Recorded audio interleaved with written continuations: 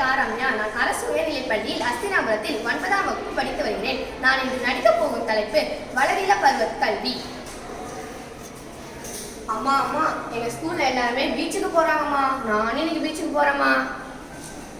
அதெல்லாம் வேணாம்மா, நானே இன்னைக்கு உன்னை வீக்கெண்ட்ல கூட்டிட்டு போறேன். தனியெல்லாம் போக வேண்டாம், நான் வேலைக்கு போயிட்டு வரேன். ஓகேவா? படி. அம்மா விடவே மாட்டாங்களே. டிங் டிங் டிங் டிங். ஹலோ. இல்லை, எங்கள் அம்மா விட மாட்டாங்கடி. எங்கள் அம்மா 7 மணிக்கு தான் வருவாங்க போயிட்டு. அப்பாவும் 7 மணிக்கு தான் வருவார். 5 மணிக்கெலாம் வந்துடுவீங்களா? சரி, நானும் அப்போ வரேன்டி. கொஞ்சம் 5 நிமிஷம் வெயிட் பண்ணுங்கடி. சீக்கிரமாக வந்துடுறேன். வெயிட் பண்ணுங்க. இப்போ நாங்கள் எல்லாருமே பீச்சுக்கு போகிறோம். பார்த்து பீச்சிலலாம் இதுவாக விளையாடக்கூடாது. டைம் வேறு 3:30 ஆயிடுச்சுடி. எங்கள் அம்மா வந்துடுவாங்கடி. கொஞ்சம் சீக்கிரமாக வாங்கடி போகலாம். இருடி போகலாம். அப்புறம் எங்கள் அம்மா வந்தால் திட்டுவாங்கடி. சரி வா போகலாம். என்னடி இன்னும் பஸ்ஸே வரல? மணி வேற 4 ஆச்சு. இருடி, ஒரு 5 நிமிஷத்துல வரப்போகுது. அதுக்குள்ள அவனுக்கு என்ன அவசரம்? சரி.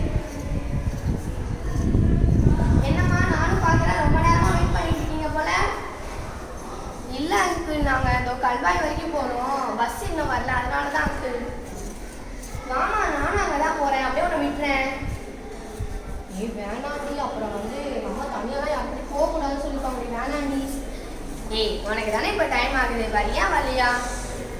சரி வாடி போகலாம்.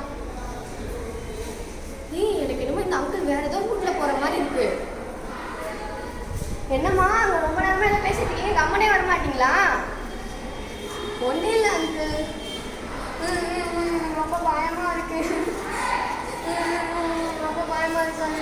அங்கிள் எங்கே கொண்டு போகிறாங்களே தெரியலையே. அழாத நான் சொல்கிறது கேளு. இப்போ நான் பேசுகிறது மைண்ட் வாய்ஸ். இப்போ அம்மா என்ன சொல்லியிருக்காங்க, அம்மா டீச்சர்லாம் என்ன சொல்லியிருக்காங்க, இந்த மாதிரி ஏதாவது தனியாக பிரச்சனையில் மாட்டிக்கொண்டா நம்ம நிதானமாக யோசிக்கணும்னு சொல்லியிருக்காங்க. அப்போ என்ன பண்ணணும்? நம்மகிட்ட தான் காவல் ஆப் இருக்குல்ல, அந்த ஆப்பை இது பண்ணி பார்க்கலாம். என்ன நீ ஃபோனெல்லாம் எடுக்கிறேன்? ஃபோனெல்லாம் எடுக்கக்கூடாது. ஒன்றும் இல்லை அங்கிள், கீழே விழுக போச்சு எடுத்தேன். நீங்கள் ஏன் இப்படி பதறீங்க? ஃபோனெல்லாம் எடுக்கக்கூடாது. உள்ளவே வச்சுட்டேன் அங்கிள். வண்டியில் பட்டு சார். என்னங்க சார், வண்டியில் எத்தனை குழந்தை ஏற்றிட்டு போகிறேன்? அதெல்லாம் ஒன்றும் இல்லை சார். அதெல்லாம் நம்ம ஊர் பசங்க தான், கல்வாய் தான் போகிறாங்க சார். நான் ஏற்றிட்டு போயிருக்கேன் சார். அப்படிலாம் பார்த்து தெரியலையே, ஏன் வண்டி எப்படி ஓட்டிட்டு போகிறேன்?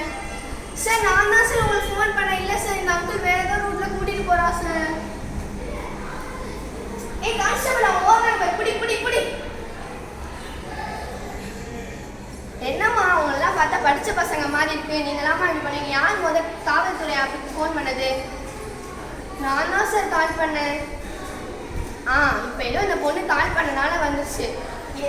எங்கே வந்தீங்க? ஏன் இப்படி இந்த வண்டியில் நீங்கள் எப்படி உங்களுக்கு இந்த பிரச்சனை வந்துச்சு?